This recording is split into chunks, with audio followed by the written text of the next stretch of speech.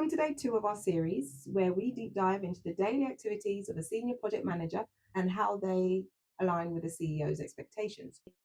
So, this series is designed to showcase the value of a strong partnership between the project manager and the CEO when driving a project and delivering organizational success. So, for context, I'm looking through the lens of an IT project manager in the digital transformation team. So, I'll talk through some of my activities and how they align with the CEO's expectations. So, in my last videos, I talked through my Monday activities. And on Mondays, I generally set the week's priorities. I update the CEO with the insights that support their decision making, and I drive the team's efforts. Today's video focuses on my Tuesday activities. And that's generally to uncover the intersect between my project and the broader work streams and the programs and any other dependent projects.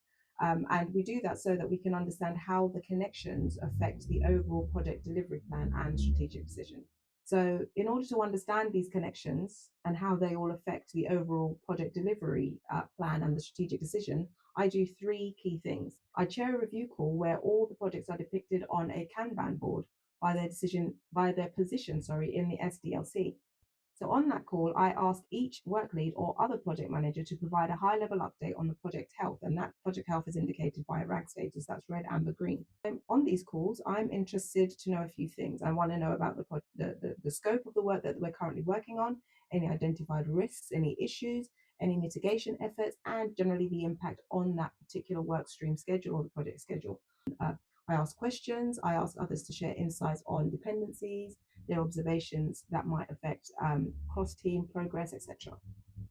The meeting generally lasts about an hour and a half, and it's useful for me to get a view of the related parts and to understand where the sequence is, what projects are going first, followed by which are next, and whether we're still aligned with the overall strategic goals, because of course that's what the CEO wants to know, and as well as the senior leadership team.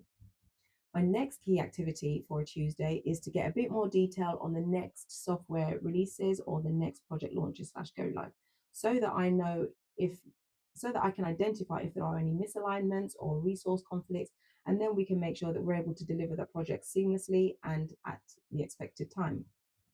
So for that, I play a role as a deployment manager. So I sit with the project leads and understand their tasks against the program cutover plan. So a cutover plan is generally like a breakdown of steps that need to be taken by the project team to lead us to go live.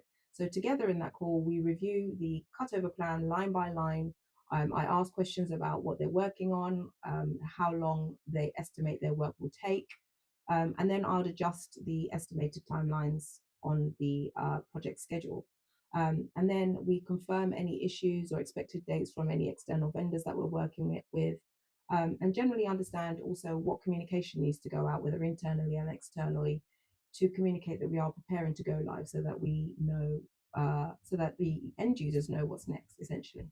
So the third meeting I have on a Tuesday is to meet the third-party vendor, and that's usually online because our vendors are based globally.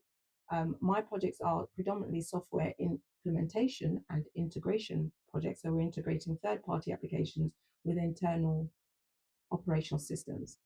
We generally meet once a week to ensure we keep pace with our joint development efforts.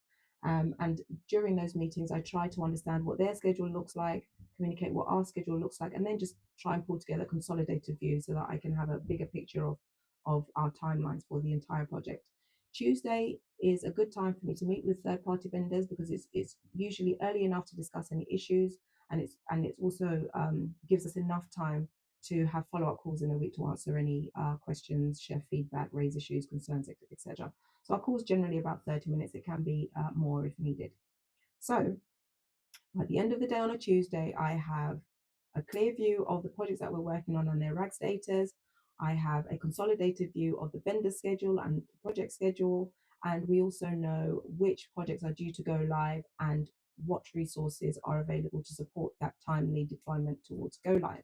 So now I have all that information. I'm in a position to share my findings on the dependencies, the risks, issues with the CEO, the senior leadership team, and to make strategic recommendations that strengthen their decision making.